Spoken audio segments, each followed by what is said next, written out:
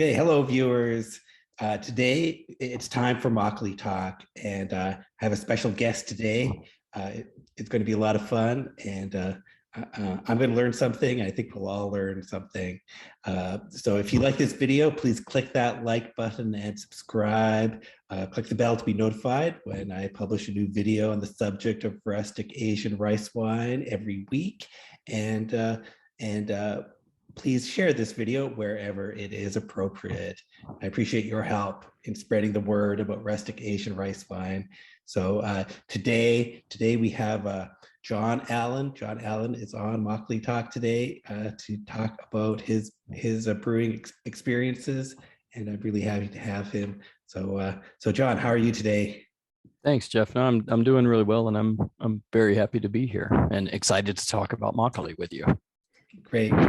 And just to get, if someone wants to find out more about you, follow you, you're also known as Snowdrift Brewer, is that right? Yeah, that's correct. So if you want to get in touch with me, you can reach me at snowdriftbrewer@gmail.com. Also, if you're on Untappd, I have a Untappd profile as well. It's Snowdrift Brewer on Untappd, and there I've got a listing of some of the recipes that I've made over the past few years and pictures. Great. And also I'm on Instagram too at John Allen 8369, I think, or something like that. All right. Yeah, John actually it's John 8369, but I'll get that information to you. Okay, perfect. So let's okay, first of all, I want to know about your brewing background. Okay. Yeah, no, I've been I started brewing beer years ago, back in 2006, when I was still living in the US in Virginia, actually, and really enjoyed that. I brewed a lot of beer since then, but I found out about Sul and through trying makgeolli when I visited Korea in 2017, and later that year I started trying to brew it myself, and that's basically what I've been brewing ever since then. So is that all it took? Just that initial exposure to makgeolli? Yeah, it was. Yeah, it really was all it took. It was something brand new for me. I had no idea that it existed. I had tried sake before, when I was in college, and it was okay. But I didn't know anything about the brewing process for sake, and I was a beer brewer. But when I found makgeolli, it was something so much more interesting to me, and so I was hooked after that first experience with it. Right. Oh yeah. So can you tell us where you live now and the use of your local ingredients? I think that's a really interesting part of what you do. Would you like for me to share my screen? I do actually have some pictures and stuff. Excellent. Yeah, I'll share that. So this is part of a presentation that I gave at the World Soil Conference a few weeks ago. Here's my contact information on the bottom of this slide. So if I can make it advance. Okay, yeah, so this is just my brief intro. So I'm an American. I've been living in Finland since 2013. Like I said, I first tried makgeolli in 2017, and this is actually a picture of the first bottle that I tried. I think that this brand, Koksangdong, is probably a lot of people's first exposure to makgeolli, especially in the States and in Europe, because it's one of the very few brands that you actually can find occasionally, at least in this part of Europe. This one I did try when I was in Korea. When I got back to Finland, I couldn't find it anywhere. I couldn't figure out, how to get it, and so I decided that I would just try to make it on my own, and it worked. That was kind of a big surprise for me. So then I started making a whole bunch of other stuff, a whole bunch of other makgeollis. And one of the things that, of course, I've been interested in, and this goes back to what you just asked me to talk about, was using the flavors of Finland and local ingredients to make makgeollis. And that's more and more what I've been focusing on. This is just a little bit about difficulties of brewing here, because you can't get nuruk, so it makes things difficult. One of the ways that I'm now trying to get the flavors of Finland into my brews is by making my own nuruk. I've got several reasons for wanting to do this. Of course, getting nuruk here, like I said, is difficult. But also, if you're importing nuruk from some other place, then you're getting the microbiomes and the flavors of that other place. And what I would like to do is to be able to get the microbiomes and the flavors of Finland. And so I've been experimenting a lot over the past couple of years with using different Finnish grains and different botanicals in the process of fermenting my own nuruk. So in these pictures, over here on the left hand side is one of the first nuruks that I tried to make. Actually, I'm going to say this is probably the fourth batch of nuruk that I tried to make, and it's barley based. Okay. And so it's basically just whole barley grain that I ground up in a food processor, and then mixed in a little bit of organic whole wheat flour from a local mill, made into cakes by hand, and then fermented with pine branches and a little bit of field hay. The second picture here in the middle is also a barley nuruk. It's the same basic recipe, but I aged this one on spruce needles instead of pine, and this one grew a lot of white mold on the outside of it, which was pretty exciting. And then the one on the right is a wheat nuruk, it's the first wheat nuruk that I had tried to make. And I got to say that this worked out, I think, by far the best so far of my trials. This one I aged on spruce and bog rosemary, which is the bog rosemary is a very aromatic plant that grows in the bogs here in Finland. It smells very nice. The wheat nuruk really didn't grow much mold on the exterior, but it did actually it did produce a lot of enzymes. Okay. It's a quite good nuruk, it seems. So how did you know to use these particular plants for making nuruk? I don't. Well, I mean, basically, I started out looking at how nuruk has been produced traditionally in Korea, and one of the things that they commonly use is pine needles there. So I decided to look, for similar sorts of things here, and after a conversation with Sunuk Park, who was also in the Seoul conference, he was saying that it's important to use plants that have a high level of aromatics in them. Okay. And so spruces are quite aromatic. He's used spruce himself for producing his nuruk in the States and California. Spruce is all over the place here. So I decided to try that, and of course, pine. And then the bog rosemary. Bog rosemary had centuries ago been used as a bittering agent for beers.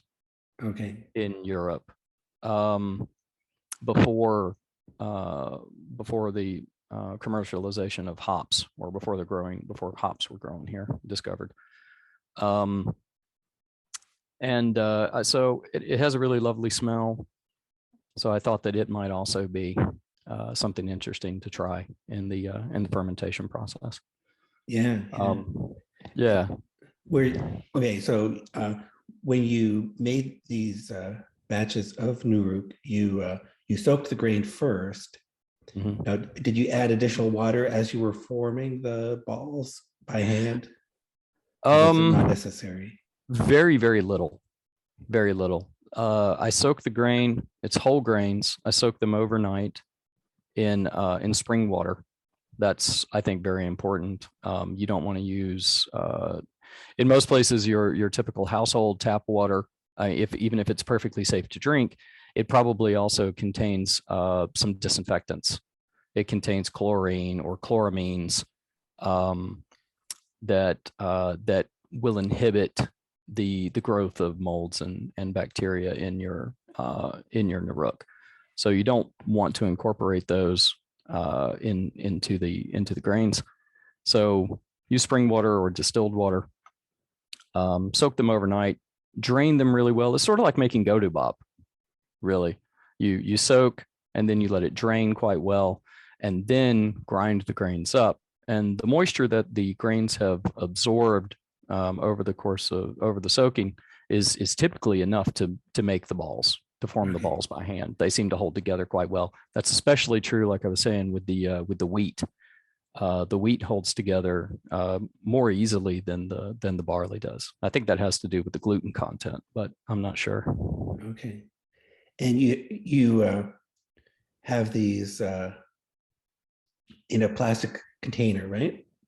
Yeah, so what I've used is about a 15-liter plastic tote storage box that I have drilled a whole bunch of holes into, small holes, all along the bottom, on the sides, and also in the top. Um, and then because it's because this is Finland, it's cold. The typical temperature in our apartment is about 20-21 degrees Celsius. Um, and you want the nuruk to be fermenting at between 35 and 40 degrees Celsius. So what I did was buy a what do you call it? It's a seedling heating mat. It's a heating Okay. mat that you would use for sprouting seeds. Um, and I put that down on the counter, and then put a couple of sticks lying across it, and then set the tote on top of that, so that there's good air circulation for the underneath the tote, so that air can move up through the vent holes that are in the bottom of the tote, and then up out the top, so that it's getting fresh air. And then I keep it covered with a blanket typically, and that's maintained. I've been able to maintain temperatures between 35 and 40 fairly easily using that setup. Okay. Very good. So you do keep track of the temperature, and Yes. and and the humidity is not, it's humid in there, right? But not too humid, because you do have air circulation.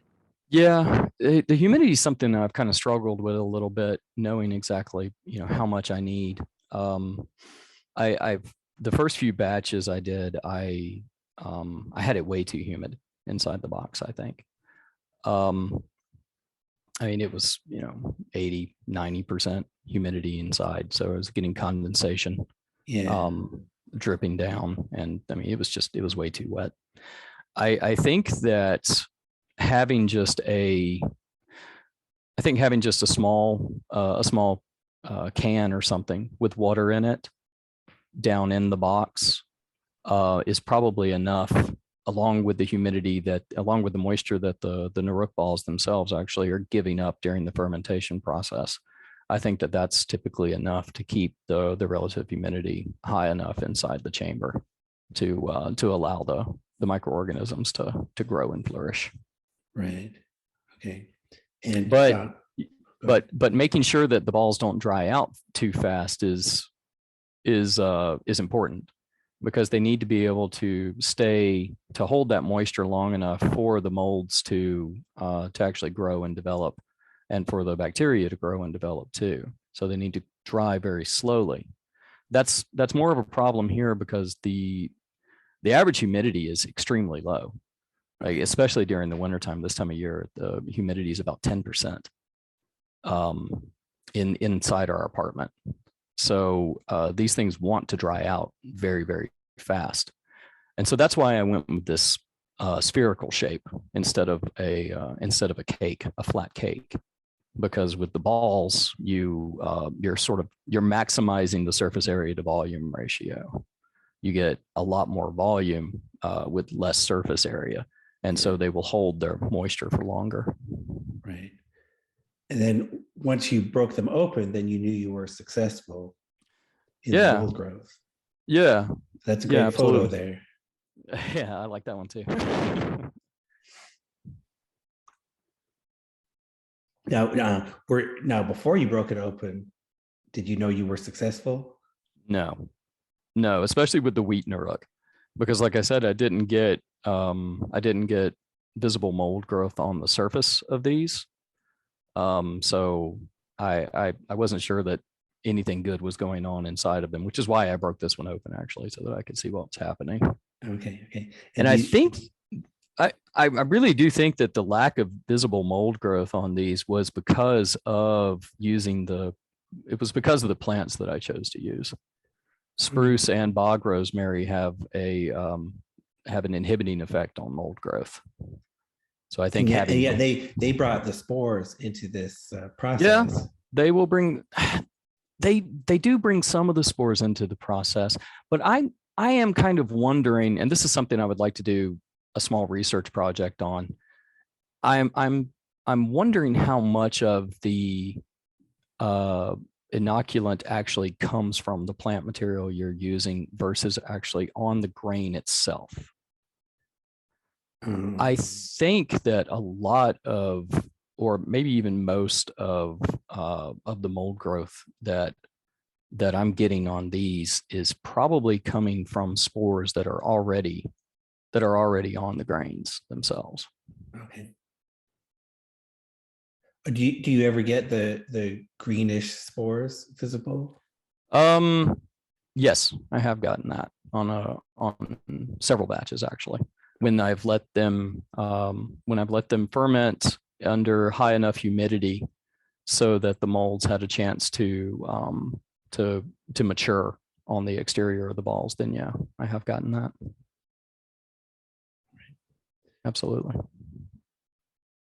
And then further steps in the process, you hang these up to dry. Yep. So after they fermented for typically 2 to 3 weeks inside the chamber, they're pretty dry at the end of that. And then I take them out. I use a very stiff brush to brush any surface mold off of them. And then I hang them up in mesh bags outside on our balcony and let them cure out there for about another month. Okay. Then after that, I'll bring them inside, and typically what I'll do to store them is wrap them in paper and put them in a plastic bag.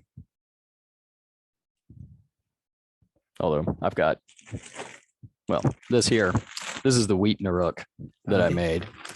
And it's, most of them are pretty broken up at this point. I haven't wrapped them in cloth or in paper. I just have them stored in a paper bag. Plastic bag. All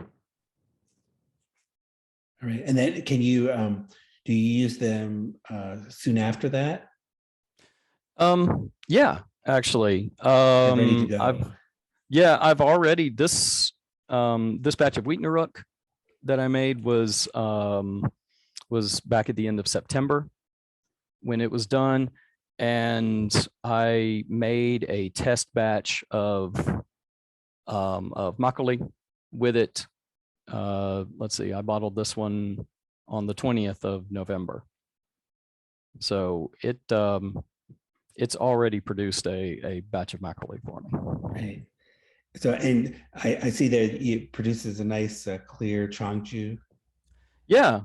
I'm pretty pleased with how this one is looking. It is a nice, fairly clear. I've shaken this one up a little bit now, but it is a nice, fairly clear Shangju, kind of a medium yellow color. And the sediment at the bottom is nice and white, a little a little pinkish looking in this light, but yeah.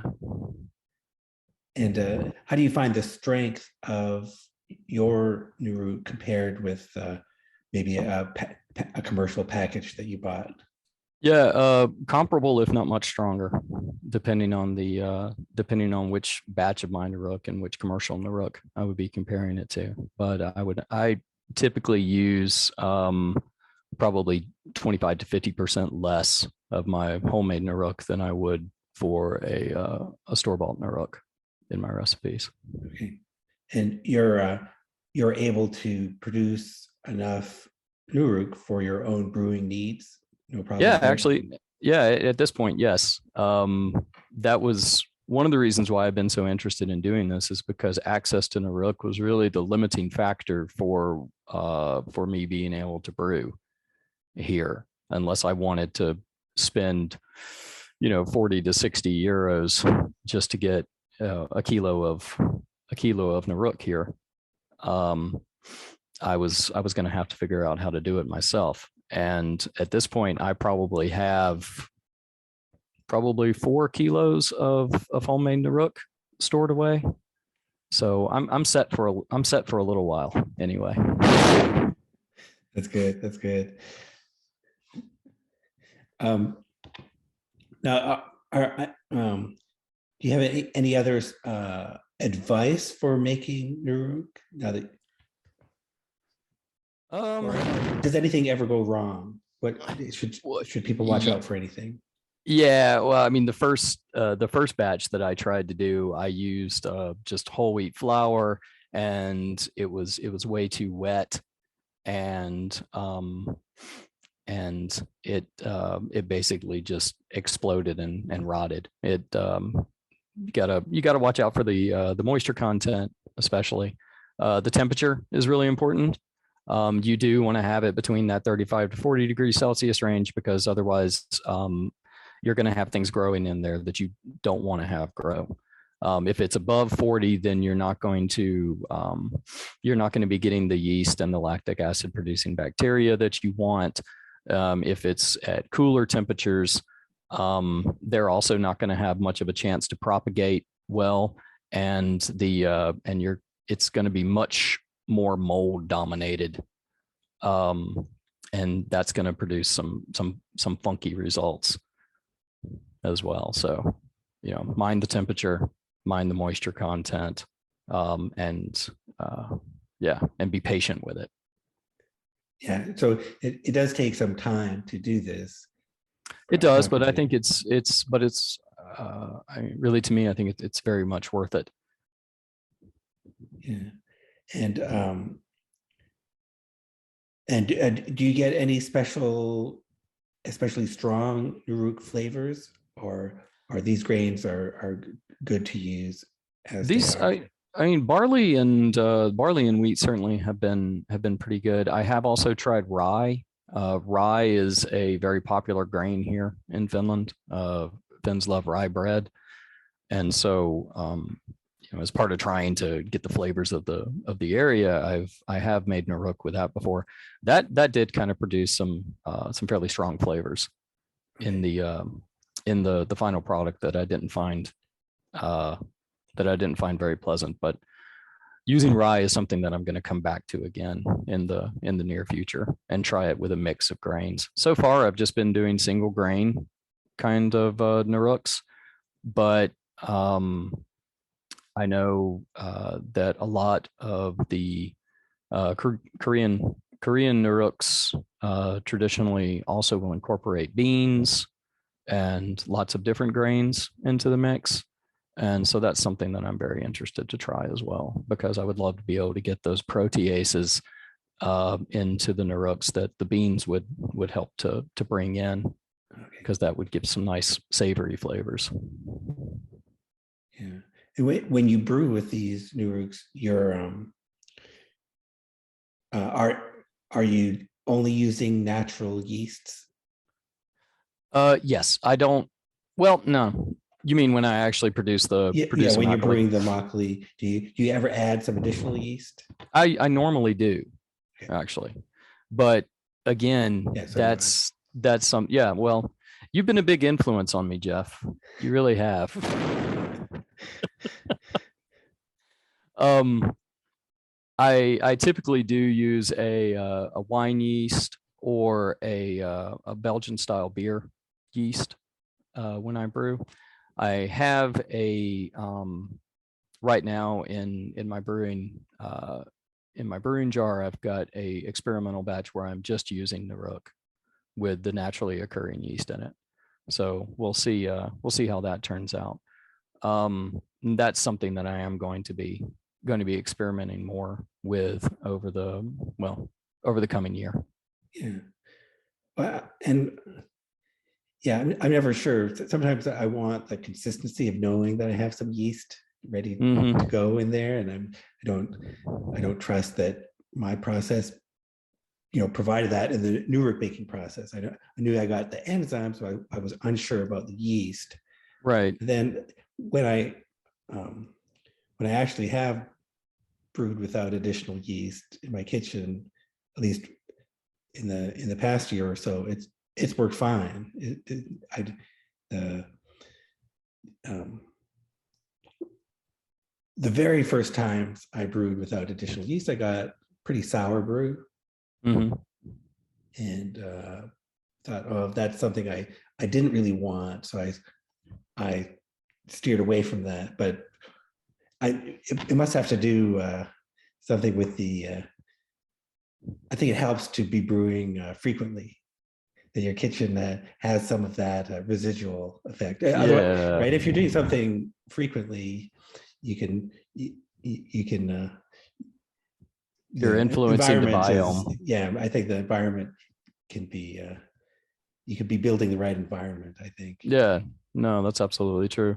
I do kind of and this is something that I'm interested to see as I try brewing these batches just using nuruk. Um, I do sort of wonder if maybe using additional wine yeast at the beginning, um, maybe it, especially in kind of the longer run brews, like 20 days or so. Um, if that produces a stronger alcohol flavor in the final brew. Mhm. Because right from the beginning, you've got the wine yeast, the cerevisiae, dominant in the culture in the nuruk, and so it's out competing all these other wild yeasts right from the beginning, and producing alcohol, its particular flavors right from the beginning, and so we may be missing some of the more subtle characteristics that and maybe softening of the flavor profile that these other organisms could bring into the final stage by being more active earlier on in the brewing process. Yeah. Yeah, but that's just kind of Now, we'll see. you've do you prefer to brew just with straight unflavored, like straight rice, or do you use I saw a lot of colorful brews in a previous slide there. I was interested in some of the things you tried there. Yeah. Where is that? Yeah. So, I mean, one of the things that I've used a lot is I've used beets a couple of times. The beets are fun because they no they give the the final brew just such a crazy vivid color. It's really beautiful. And they also give a nice little bit of earthiness as well to the flavor profile of the final brew. But And most of their impact is color. do they ferment well Oh naturally? yeah. Yeah, no, they actually do ferment quite well. Beets are very sweet. They have a high sugar content. So they do ferment quite easily or quite readily. I've also used black rice in a couple of brews. One of my favorite ones actually is this one down here that my wife is holding in front of the window. Um, it was a a black rice and sweet rice mix that I had made.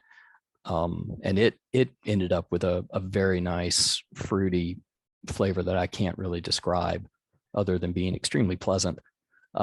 This was the second one that I had tried with black rice. The first one I did with a whole lot of black rice. It was like one, what was it? It was about 500. It was a Godu Bop Mitzel with 500 grams of sweet rice. And then it was another 500 grams of black rice for the Dutzel, and it was so thick Okay. after it had finished fermenting that it was, I mean, you could drink it, but it was like drinking a runny porridge kind of. The taste was nice. Yeah. But no, certainly the most colorful things that I've made have been using beets so far. Yeah, yeah. Well, and Um, that's a good example of using the local ingredients. yeah, yeah. Well, I mean, some of the other local ingredients that I've been experimenting with lately are the spruce tips, spruce buds. So in the springtime, the spruces put out their new growth, and the fresh buds off of the trees are very tangy. They have a lot of vitamin C in them, and they have this just wonderful citrusy and kind of piney flavor to them. And I think that that's gonna go really nicely with the rice wine. Um, I've also been looking at using different berries, juniper berries, juniper itself. Juniper is also used in producing a traditional beer here called sahti, um, and also using rowan berries or mountain ash. Um, those are very common here. It's a sour and kind of bitter berry, but it makes a very nice jam. Um, it's a kind of it's a traditionally used berry here for making wines and for making jellies. Okay. So I'm looking forward to using that. And then also using different grains. Oats. Oats are a big grain crop here. And so I've tried a couple of different batches where I've used, instead of rice for the mitzel, I've used oats. I made an oatmeal porridge basically, and inoculated that with the nuruk. And How have does that produced. behave differently? Um, I mean, really, it kind of behaves the same way as the rice does. It doesn't break down as well as a rice flour mitzel does. It's still fairly thick after a couple of days, but the yeast seem to enjoy it just fine. It does. The enzymes in the nuruk are able to sacrifice the starches in the oats, and then the yeast are gobbling them up. I will say it does make a rather sour. It makes a rather sour final brew. Okay. But it's something I'm still going to experiment with. Yeah. Okay. Now, what is the brewing community like in Finland? You're looking at it, man. No, there are at least a couple of other people here that are fans of makgeolli. There's a fellow that I met a couple of, oh gosh, I think it may have been last year actually. Nicholas Lampanen, who's he had visited Korea as an exchange student a while back and had been introduced to Korean brewing and rice wines while there, and was quite enthusiastic about them. So he and I have collaborated on a brew here in Finland, and he's also been a very valuable taste tester for me. So we have a mail exchange where I will email him samples of my product and see what he thinks. Right. So that means you have in the rest of you have a lot of opportunity to introduce this as a new thing to people. Yeah. Well, I mean, it is certainly a new thing here. So that's, I mean, an opportunity and a challenge. Yeah. I suppose. In general, besides your friend, there's no when you talk about makgeolli, it's completely new to people, right? Oh yeah. No, absolutely. But Finns drink all kinds of things. So any resistance, or are people interested in what you're doing? Oh no, people are interested. Certainly. And once I am producing enough quantities of a recipe that is that I think is pretty stable and is making something that would have, has a flavor profile that I think would be more appealing, I'm going to start reaching out to more people to see if they would be interested in trying it. Certainly. Yeah. I mean, and I think that there probably is a lot of opportunity here in Finland for makgeolli brewing to take off, for rice wine brewing in general, especially this style to take off, because Finns have traditionally, the alcohol culture here is interesting. In the Nordics in general, it is. Alcohol is both very popular but also reviled at the same time. It's production and sales is very tightly regulated by the government. Up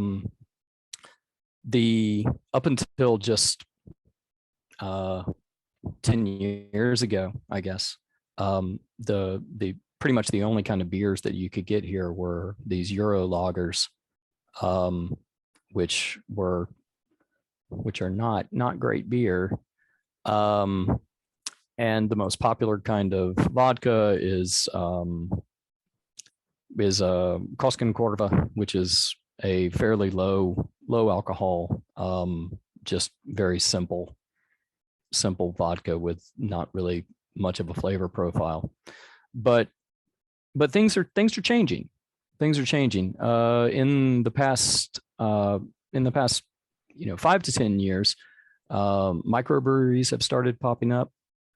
Some that are producing fantastic beers, and craft distilleries are becoming increasingly popular, and they're producing some very good gins and whiskeys, and also vodkas, of course. So I think that as people here are getting exposed to more and more interesting flavors of alcohol and different types of alcohol, I think that the opportunity is there to begin introducing Sul to the Finnish market as well. Yeah. At least I hope so. Well, I mean, if nothing else, you are educating people that know what you're doing, just by seeing what you're doing. It's people are curious about it. Is really something, right? Yeah, absolutely. You've done the whole thing from start to finish. Yeah. Well, I mean, except for Certainly. growing the rice. No, I haven't grown the that'll be your rice next yet. step. That's That'll be your next step. well, I that's guess. difficult to do here. But Rice doesn't like the snow so much. yeah. But you've done everything you could, which is great. Which is great. Thanks. It's a fun process. Yeah, and yeah. I mean, it's something I think about a lot, is how best to promote Korean traditional alcohol to new people. What do you have any strategies that you like to follow, or do you think I should do? Oh man.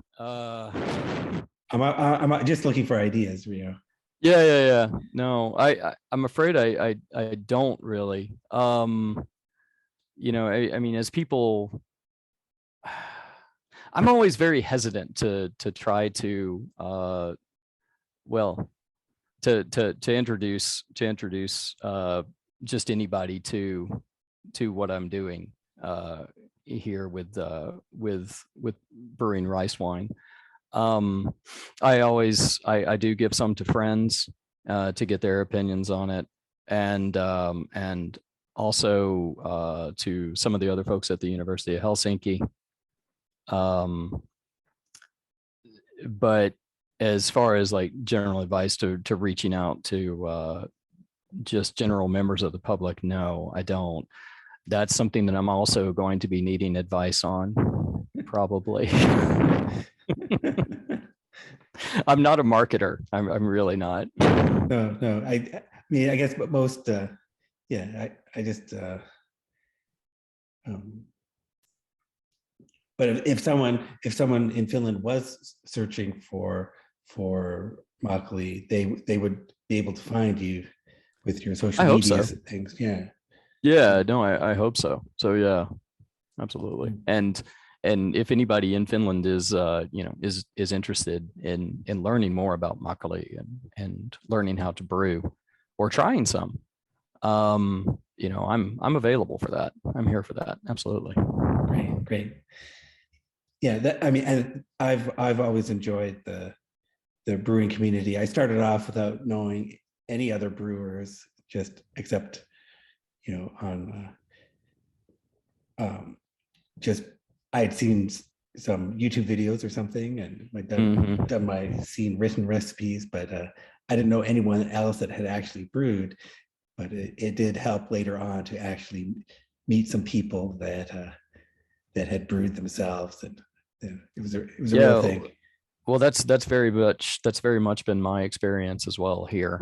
I believe in your presentation at the conference, you had said that it was sort of a lonely hobby for a while, and certainly for the past couple of years, at least for the first year or two of brewing myself here in Finland, that was also my experience, because not only did I not have any idea what I was doing, and I was learning a lot, nobody else had any idea what I was talking about when I was talking about, the enzymes in the nuruk, and, how complex and interesting that was. I was just being a very weird nerd.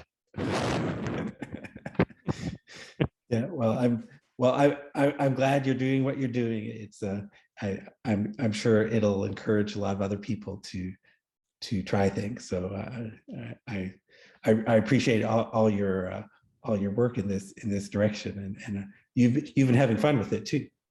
Oh yeah, no, I've been having a great time with it. It is a really fun hobby. It's something that it takes up way too much counter space in my kitchen, but it's worth it. I think it's a lot of fun. And Jeff, I really appreciate everything that you've done. Like I've said, your videos have been a huge source of information for me and encouragement for me as I try to wrap my head around what this brewing process is all about. Well, thanks. I try to show people at least what I went through, and you do a good job with that. I guess my original motivation was also just keep a record for myself of what the brew looked like day by day. Mm-hmm. And but I think that's useful for anyone to see that this is what to expect day by day, or at least if this is one potential way that things can go, and you can see that you're on track. Don't give up. It's not like a typical, it's not a typical brewing experience. You watch it differently. Yeah, no, it's not like brewing beer. It's not like making wine. It's a very different sort of creature. And those videos where you were showing, the process and what it looks like as the fermentation progresses, that really did help me a lot, especially in the beginning, because I was, when I first made those first brews back in 2017, I was using a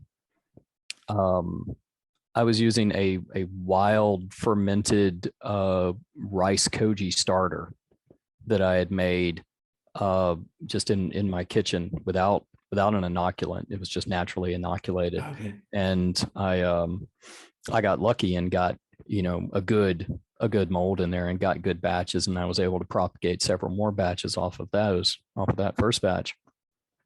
But then when I was adding it to the rice, and then watching what happened over the course of the next several days, I had no idea if what was happening was right, and they later on, when I found your videos, it was very encouraging.